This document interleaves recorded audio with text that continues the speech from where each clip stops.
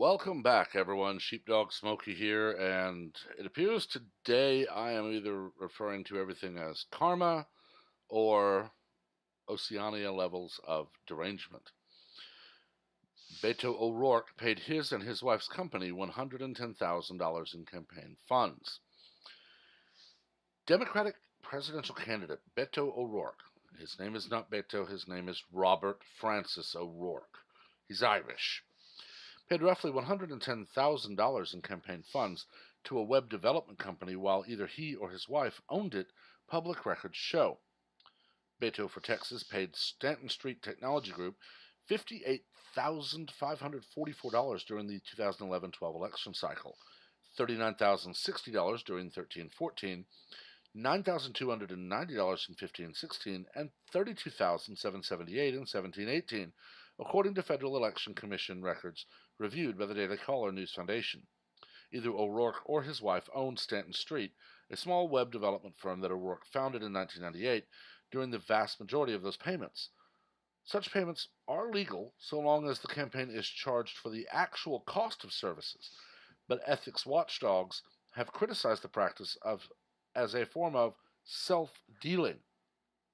O'Rourke's wife, Amy Sanders O'Rourke, took over Stanton Street as the Texas Democrat entered Congress in January of 2013. She controlled it until early 2017.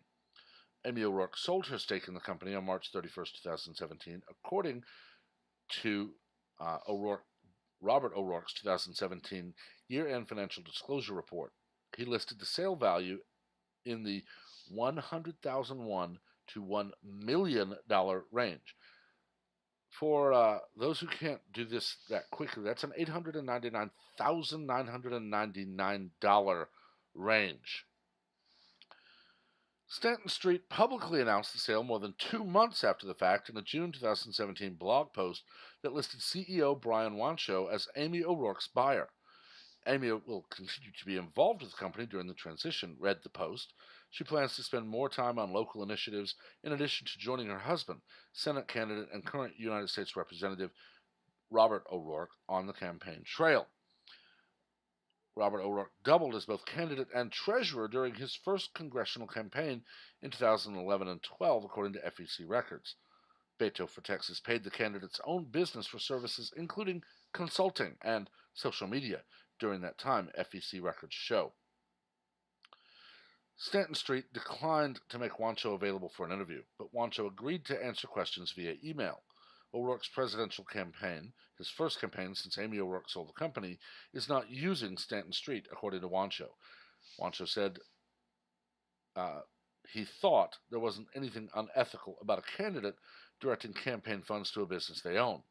What would be out of bounds is if the candidate abused the process and overpaid for goods and services just to enrich himself or their family.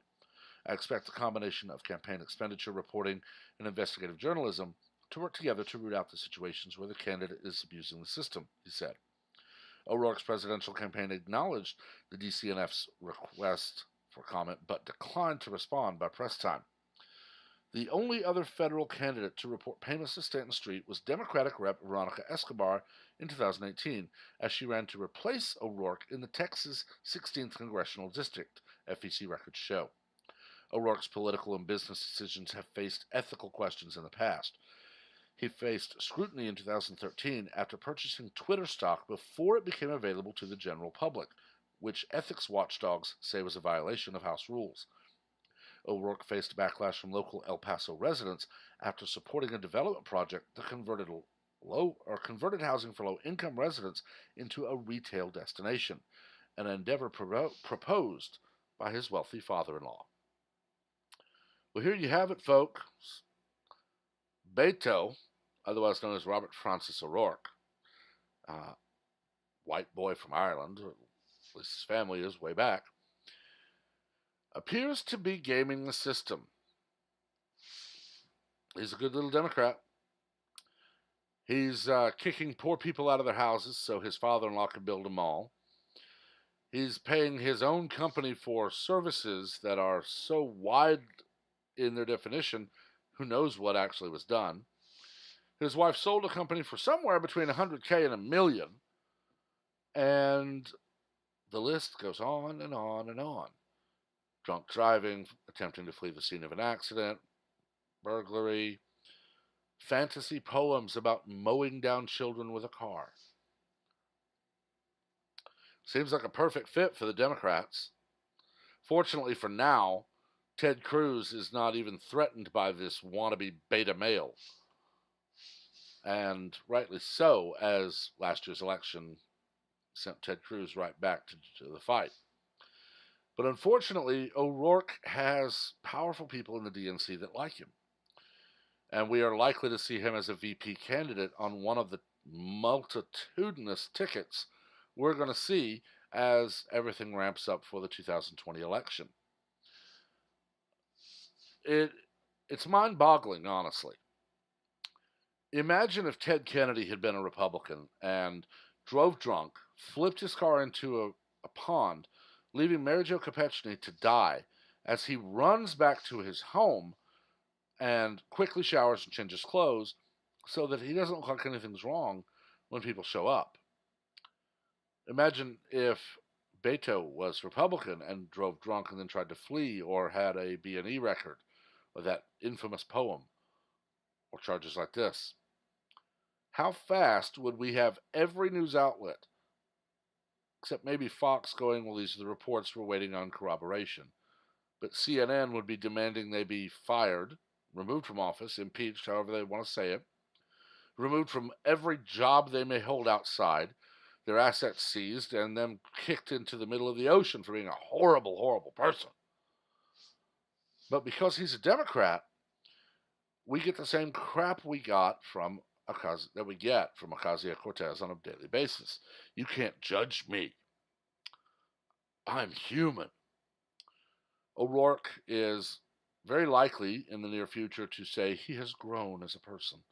And he acknowledges that his lifestyle choices to date have not been the wisest, and he will be endeavoring to make sure he lives the right way from here on out. Reminiscent of creepy Uncle Joe trying to excuse behavior that I don't know anyone from his generation has ever done. If you saw my live stream the other day, Joe Biden is roughly my parents' generation. That would be the baby boomers. I have grown up around baby boomers my whole life. Okay, lived in fairly small towns until I was in high school, and even then, the town I went to high school in would still be considered small by comparison to many others.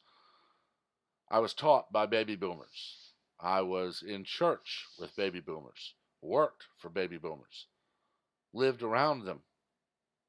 None of them, none, acted like Biden is. Not even with their own family when they were in public. Yet Biden expects us to believe he's from a different generation that shows affection and friendship in a different way. But he's going to take it under advisement and change to meet the new social norms. Wrong. You don't get to give a half-assed, not even serious apology like that, and then get to still try to run for president when Trump said mean things, orange man bad, is all we have on a 24/7 repeat from your lapdogs in front of CNN or MSNBC cameras. Look at Northam, accused of dressing in blackface or as KKK, whichever one he will ever admit to doing. Look at all of the other Democrats, Franken. Look at any one of them, and you'll find abuse after abuse after abuse.